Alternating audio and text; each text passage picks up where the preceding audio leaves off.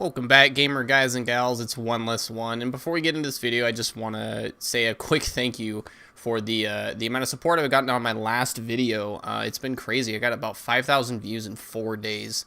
That's more than any video I've ever made ever on this channel. So anyone who's watched the video, anyone who enjoyed it, gave it a thumbs up or commented on it, I really want to thank you. It really means a lot to me. So without further ado, let's get into this video. All right, guys. So what are we looking at here today? We are looking at a bunch of balls. Specifically, Molten Strike balls. Yes, this skill has gained a lot of attention with the new expansion coming out, specifically because of the Ancestral Spirits support gem. With this new support gem coming out, these skills are incredibly fun and incredibly powerful to level with. The biggest problem with Molten Strike traditionally before this new expansion was because the AoE clear was subpar compared to other skills like Spectral Throw, especially when leveling, and Frostblades. Granted, Frostblades got a lot better as well with this support gem.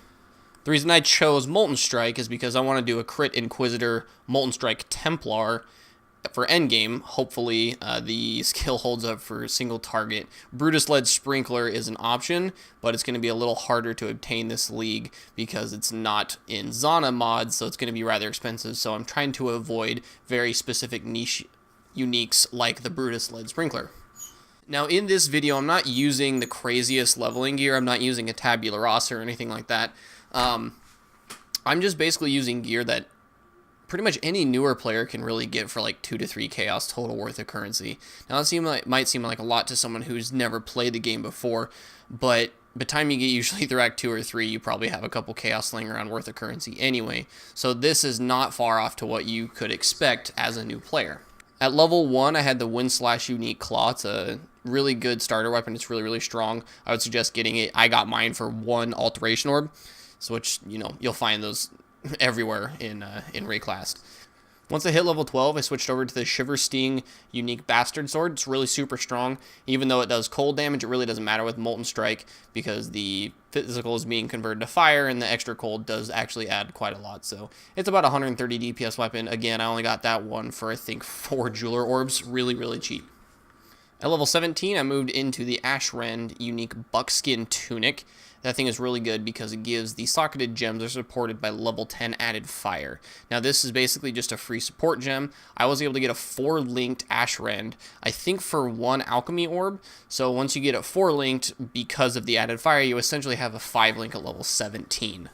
I was luckily able to pick up 2 of the Wildfire Threshold Jewels for Molten Strike, which add projectiles to the attack, which just basically increases your output by a substantial amount, especially when you have 2 of them, because you get 4 additional projectiles per attack.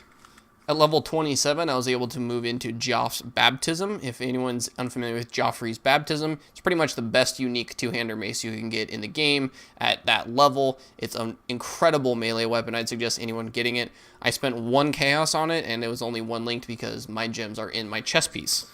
The links I have right now are Molten Strike, Ancestral Spirits, Faster Attacks, and Point Blank. When I go to kill a boss for a single target situation, I switch out Ancestral Spirits with melee physical damage support. As you can tell, guys, this skill got ridiculously powerful, like ludicrously powerful. It actually boggles my mind how strong 1 support gem made this skill.